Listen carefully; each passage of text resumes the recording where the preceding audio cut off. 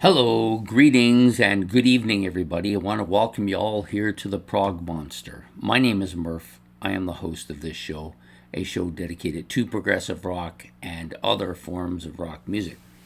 So, we're going to do something I haven't done for a bit. This is a recent album review, I guess, if you want. Recent history album review is usually what I call it. So, it's an album that came out, it's too new to be a look back at a classic rock album, and it's too old to be a new album that didn't come out this year. This one's about 10 years old. Really good, epic album. Just it feels like a story. It feels like I'm reading a book. That's what it feels like. So we're gonna be doing Iron Maidens, The Book of Souls. Came out in. So I'll give you all the vital information first, and then I'm going to talk about the album, which is, to me, it's a brilliant album. It was released September the 4th, 2015, so it's now more than 10 years ago. I never quite get the title of this studio very well. It's Guillaume Tell in Paris, France. About 92 minutes long, this album, so it's very lengthy. It's a double CD. Usually these type of albums are really hard pressed to keep my attention. This one, not so much like that. It's on the Parloform label, BMG in the United States, and produced by Kevin Shirley. Okay, this members of the band are featured here. Bruce Dickinson on vocals, and he does do piano on the Empire of the Clouds. Dave Murray, Janik Gears, and Adrian Smith all on guitars. Steve Harris on bass and some keyboards, and then Nico McBrain on drums, also doing percussion on the Empire of the Clouds. Additional musicians on the album include Michael Kenny on keyboards and Jeff Bova on orchestrational stuff, and you're going to hear quite a bit of that in the title track and also in the final, actually mostly in the final track you will hear that. There are a total of, I think there's 6 on the first CD. Yeah, 6 on the first CD, and then 6 or 5 on the back CD. So 11 in total. 4 epic length, well, not epic. We got 3 kind of lengthy tunes, and then 1 epic length tune right at the end. So it's this has all your classic Iron Maiden sounds, some nice speed, catchy riffs. Some of the songs are fast-paced with that new wave of heavy metal sound that is so predominant by this band. There are some slower, more melodic, heavy tracks as well. There is some orchestral stuff going on here as well. There's some sad, haunting parts to the album. There is some fantastic guitar soloing throughout almost the entire album. And they have 3 guitarists, so it sounds really beefy. You've got lots of very strong vocals from Bruce Dickinson. My take from this album is the 2 things that come out away, the 2 strongest aspects of the album for me are the catchy riffs. There's tons of that, and Bruce Dickinson's vocals, I think, are epic here. This is one of his best performances, I think, of all the albums that I own from Iron Maiden. This is one of the best ones for that. The drums are strong throughout the album.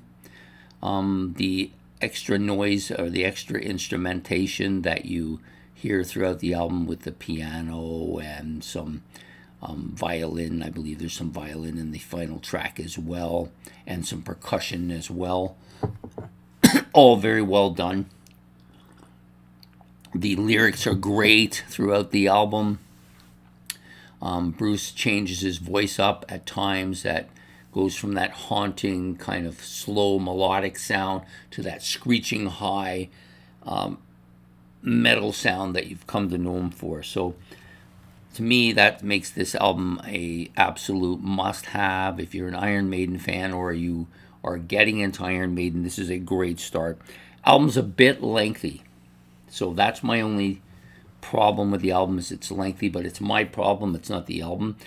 I often will say this: if an album is really long, if they just took out a couple tracks, it'd be better. But I really don't know what tracks you would take out here. They're all really good. Some of them are absolutely killer, exceptional. There's like at least 3 or 4 on this album that are probably in the high 7s, 9s.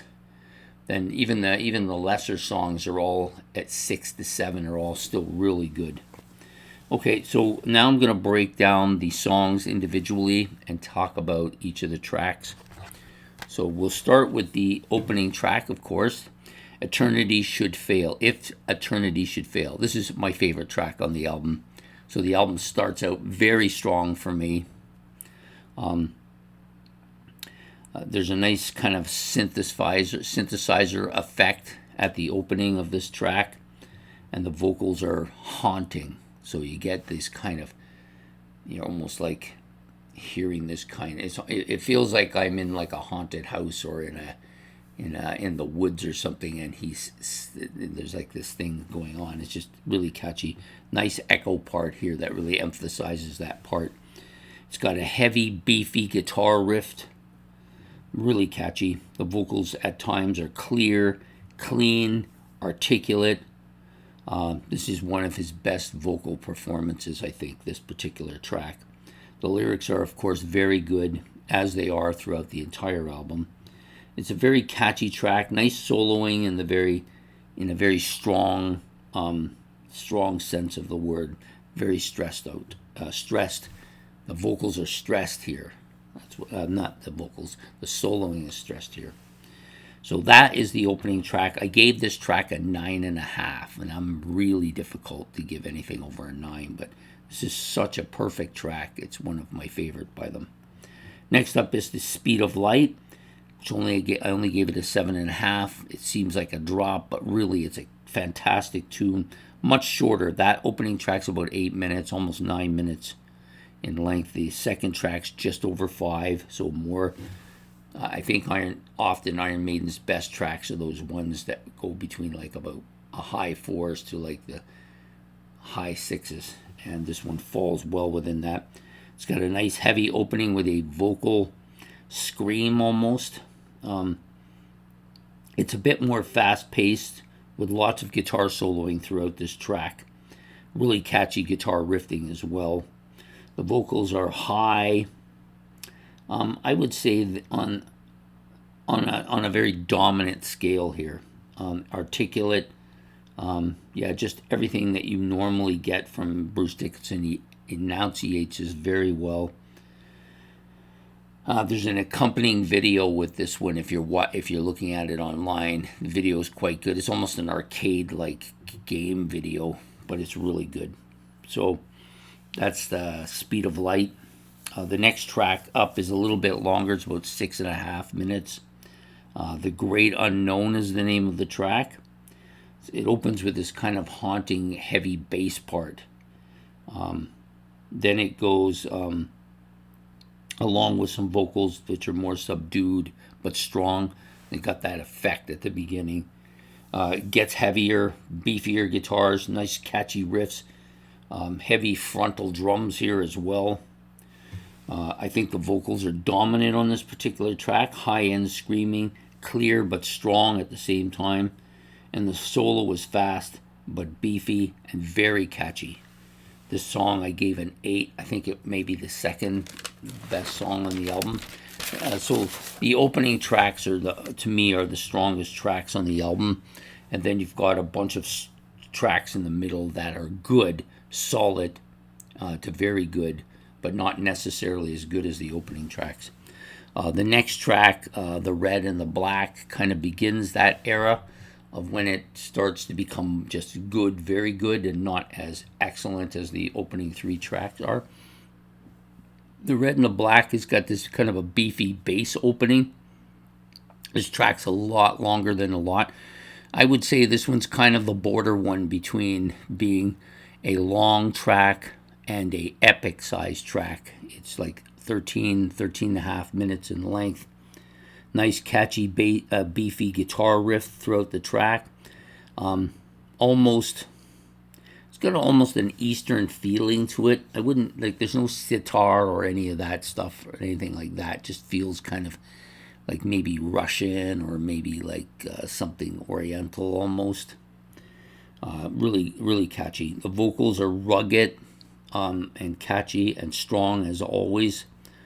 There are some kind of there's what I would call chorusy type vocals here. I don't know. There's not really a chorus. They're not singing. They're just making that whoa, whoa.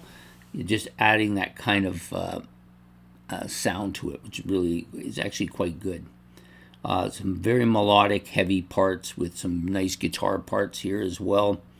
It changes in as it goes along. It kind of changes into a more moderate, upscale guitar riff. Not so, I guess, not so beefy sounding. Lots of vocals, lots of solos throughout this track. Fast paced. At the end, it almost kind of reverts to the opening. They do that quite a bit, where they'll have an opening that's more subdued. They got their heavy parts in the middle, and then this same return to that same sound at the end. They do that on a number of the tracks. This one was very lengthy, but it wasn't too bad. I did give it a 7. Probably lost a number basically due to the being a little bit on the long side. When the River Runs Deep, this is another track in the 5 to 6 minute range, closer to 6 minutes probably. Nice heavy guitar opening with a multiple picking sound. So they're not soloing, they're just picking the guitar as they're going along. The vocals are screechy, heavy, high-ended, melodic, fast-paced riffing and drums. This is a faster-paced song, obviously. It's got a multi-vocal part here with some nice backing vocals, so there's more than just him singing. There's others that joined in as well. It's got a nice, more moderate vocal part as it peaks. I guess it hits the top of the valley and then kind of comes down a bit. It's another heavy, fast-paced track, and the solo was absolutely killer on this. Yeah, and I like the cymbal part too, pretty strong. So this was one of the weaker songs on the album. I only gave out 4 songs that had got less than a 7. This was one of them. Next up is the Book of Souls, which is the title track. Another lengthy track, 10 and a half minutes in length. It starts open with a nice acoustic opening, which is unusual for them. But some acoustic opening here, acoustic guitar that is, with a nice synthesizer part accompanying to give it kind of a fill it back. Very clear sounding track. Another almost Arabic guitar part here, multi-guitar part. So it's got that, again, that kind of Middle Eastern sound, maybe, if you want to call it. The vocals are high-end, emotional, and haunting. Kind of reminds me of the song Mother Russia from Brave New World. I think that's what it's called. Speeds up with some nice intense guitar soloing. The song becomes almost a marching track at point, and very, very much like that, you know.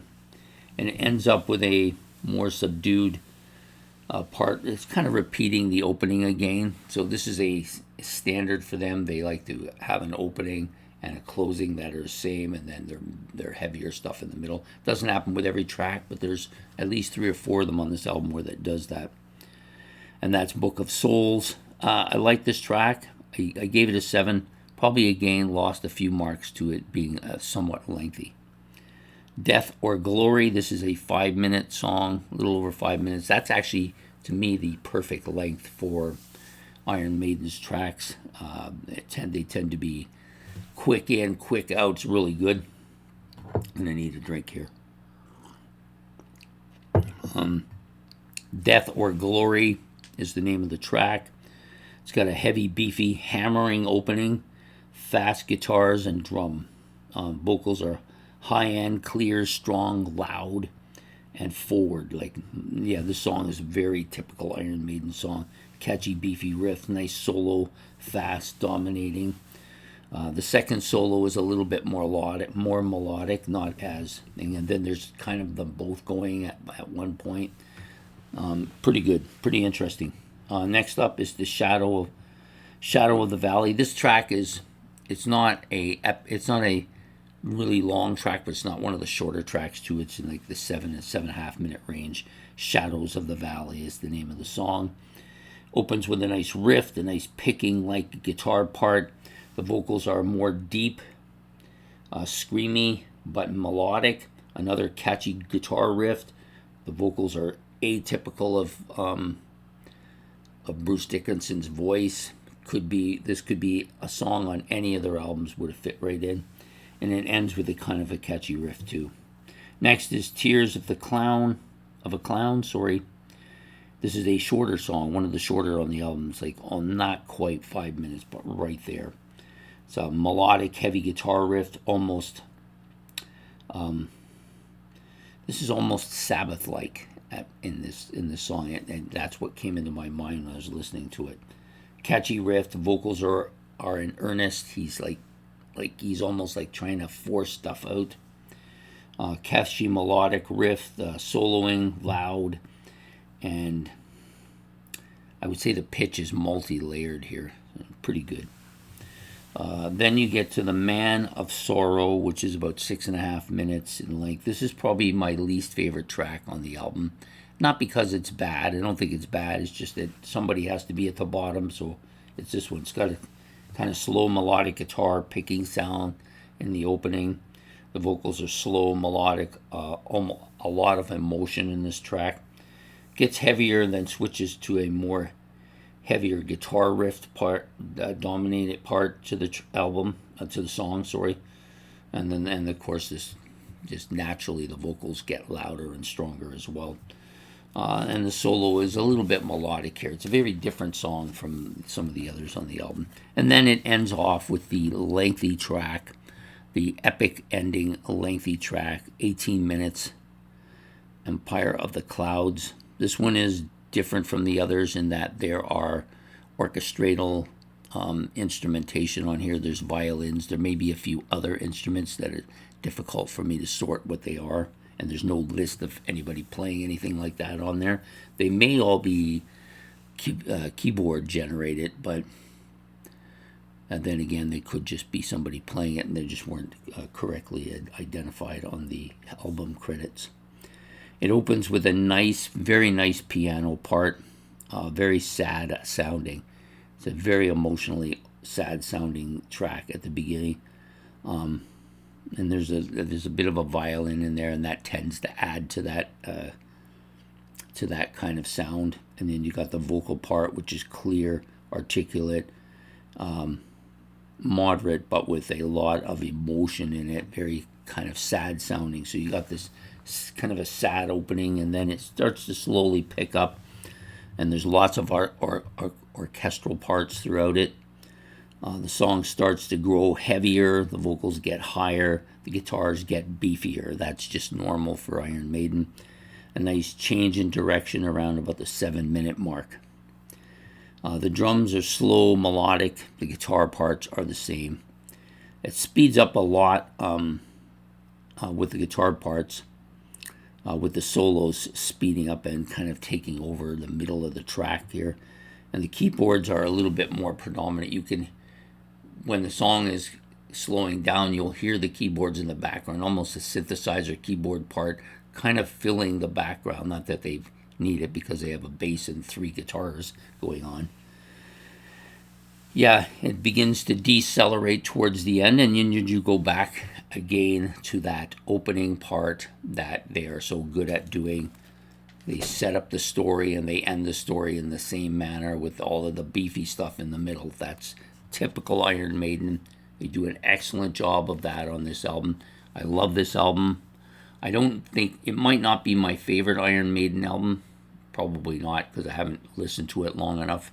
But I definitely think it'll, when I finally do my Iron Maiden rankings, this is going to be high up there. So I hope you get a chance to listen to this. You can find it, of course, online fairly easily just by punching in Iron Maiden and the Book of Souls. It'll show up. You'll have lots of different forms. You can go on YouTube or Apple or whatever you want to listen to it. I think it's just a great album.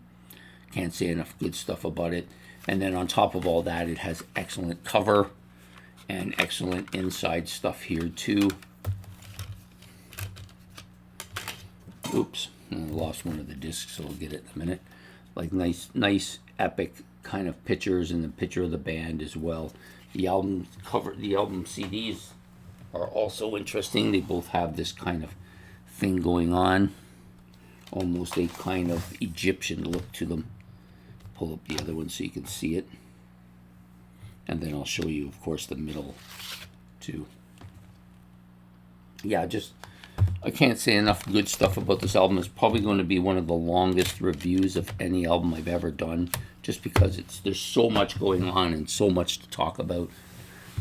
Anyways, I'm going to kind of end it now because it's getting really long. I hope you like and subscribe. That would appreciate it. If you've got anything to say about the Book of Souls or about Iron Maiden or how you feel about this album or anything you want to talk about, that's fine. You can put that in the comment section below. And we will see you throughout the week. So take care, have yourself a good evening, and good night.